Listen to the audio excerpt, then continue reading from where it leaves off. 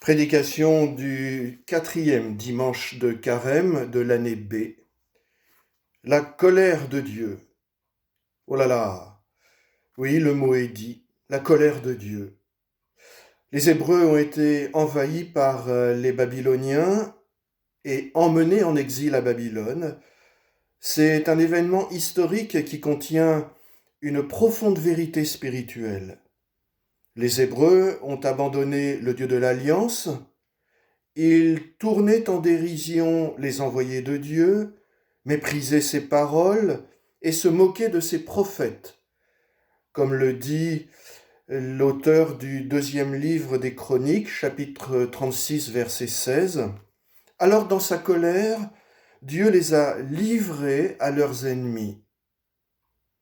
C'est la théologie de l'époque qui court tout au long de l'Ancien Testament, et c'est rude.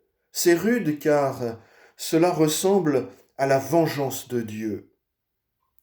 Cependant, il y a une nuance à apporter. Pour l'Ancien Testament, en effet, l'attitude de Dieu telle qu'elle vient d'être décrite est ce que l'on appelle un châtiment médicinal. Châtiment médicinal.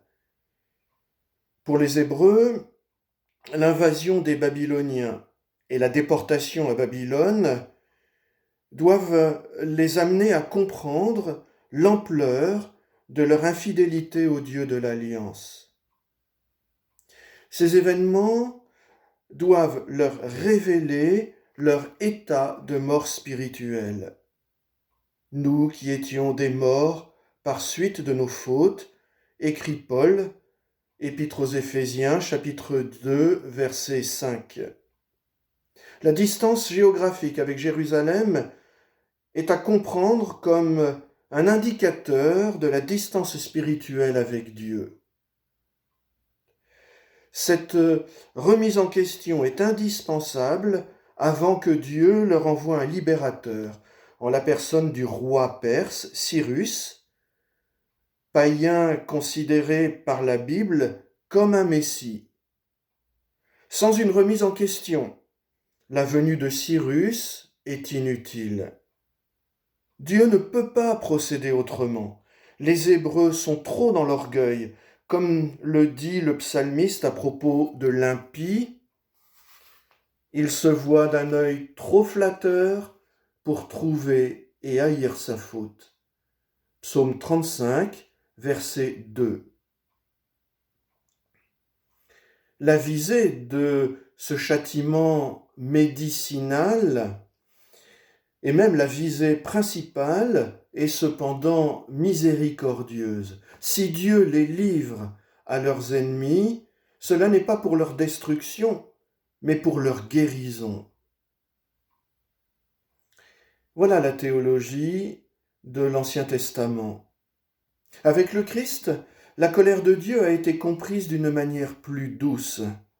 Et là, je cite le père Manaranche, qui écrit à propos de la colère de Dieu: « L'indignation de Dieu n'est pas à confondre avec une méchanceté, avec une hargne.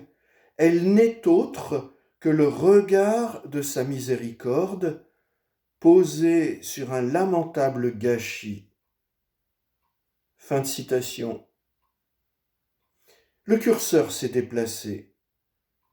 Nous savons bien aujourd'hui qu'il n'est pas question d'une colère au sens d'une vengeance de Dieu.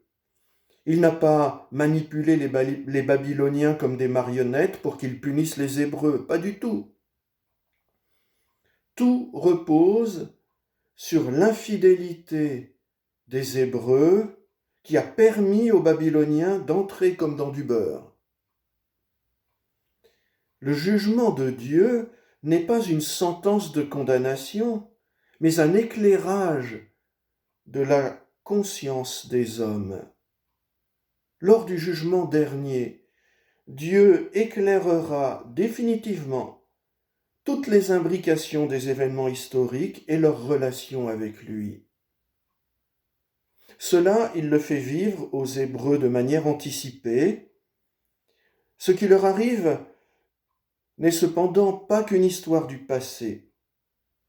C'est un exemple de la manière dont fonctionne toute l'histoire humaine dans sa relation à Dieu.